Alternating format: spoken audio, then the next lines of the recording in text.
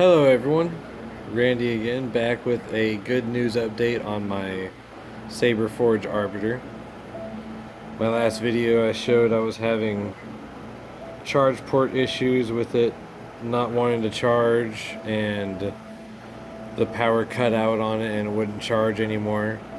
I found out that it's a slightly different charge port than usual. This one has a fatter pin on the inside than Saber Forge's usual ones, so the charger doesn't quite work right with it.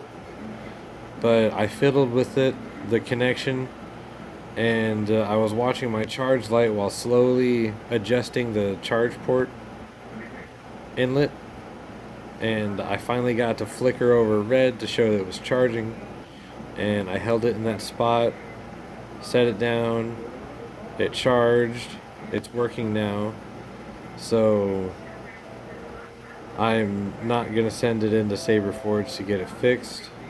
If it ever completely stops working on me, I'm just not even going to deal with Saber Forge, sending it in, having them repair it and bring it back.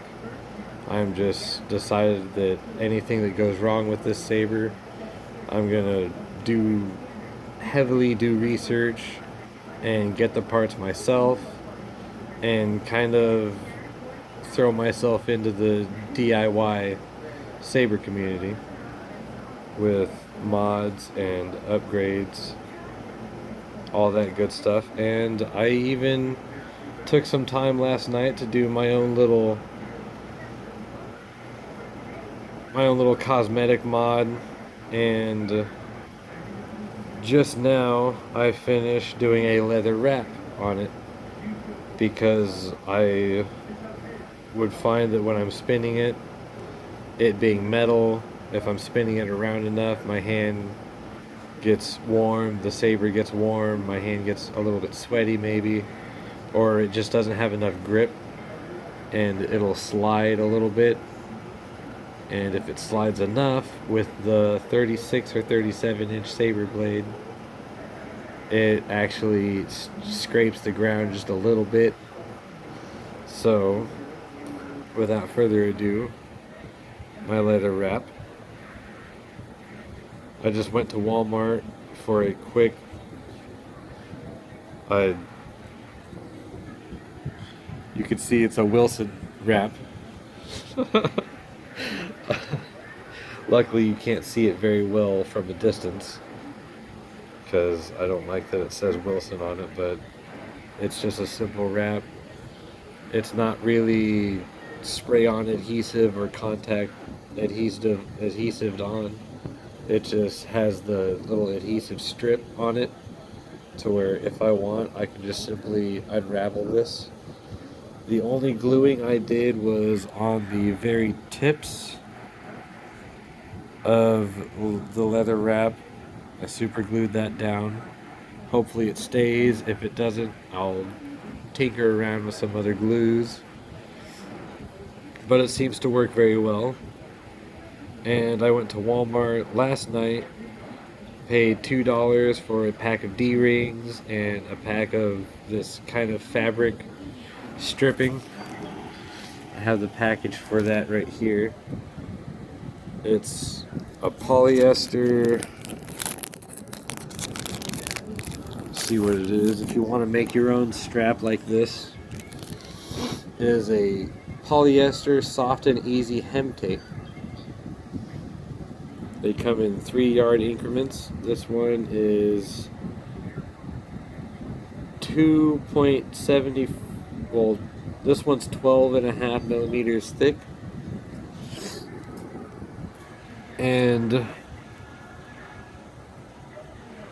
I just removed the CoverTech wheel and found that the hole where the CoverTech wheel screws into leads directly out of the wall just after the threads in the speaker area.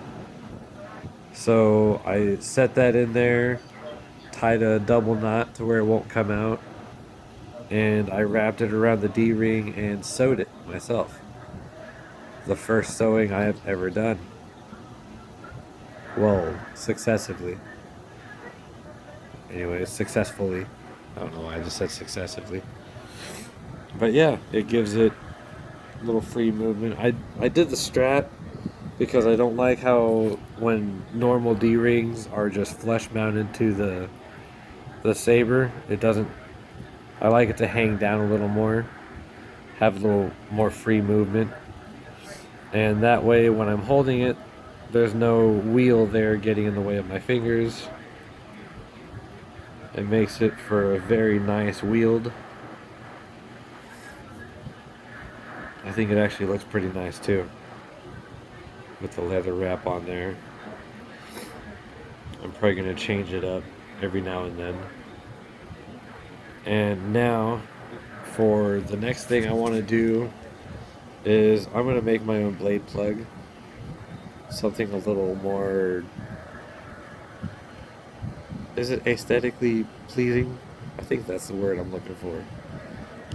But just a fancier, a little bit of a flashier blade plug. I don't like how that's so plain, but as you can see, Saber core, crimson. the saber does still work again.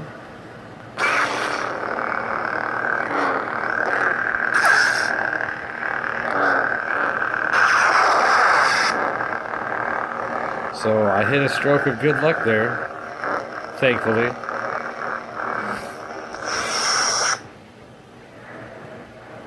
And I am once again happy. And this will be a good saber for me to learn my own wiring. Maybe I'll find out how to put a better soundboard in there for a better, different sound font later on. Because with this, the Saber Forge, at least the Saber Forge Crimson soundboard, I've found through personal experience where when I'm spinning it or swinging it, I'll have clash sounds going off while I'm just simply spinning or swinging. And so I went into the main menu, turned the sensitivity all the way down on the clash. My clash sensitivity is at 1. My motion sensitivity is at about 7 or 8. And with it like that, I still get clash sounds when I'm swinging or spinning. But then when I actually hit another saber, the clash sounds tend to go off only once in a while. So it's very fickle.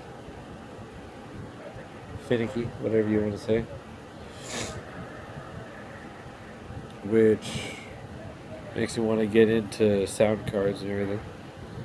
I would love to have the Genesis Custom Sabers Rogue soundboard on this, because I think that's just the most beautiful sound font I've ever heard, especially as far as Sith sabers go. But yeah, all is well again. My saber is not out of commission. I'm not going to send it in. Keeping it. I'm definitely not returning it for a refund.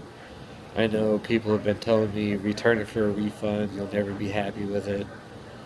Saber Forge is shit, but it's not a bad saber.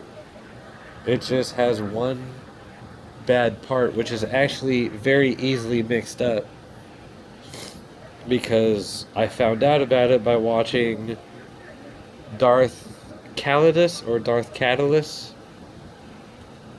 He makes YouTube videos of do-it-yourself saber mods. He rewires sabers and everything. And he actually has the Saber Forge Arbiter, which is what was in the video I found out. When you order these charge ports, they look alike. The product picture is exactly the same, but one of them he ordered had the fatter pin in it, like mine has, and he realized that that was the wrong one. He had to buy another one, but luckily I was able to figure out mine works with the charger, I just gotta, it's like when your phone charger goes out or the charge port on it gets messed up and it only charges once you have the cord set in a sweet spot. So the battery life is long enough on these to where I that's not a worry for me. That's not too big of a deal. It'll last a long time, and I just simply charge it when I go to bed. It's not going to be any problem. But yeah, let me know what you guys think of the leather wrap, how it looks, my D-ring.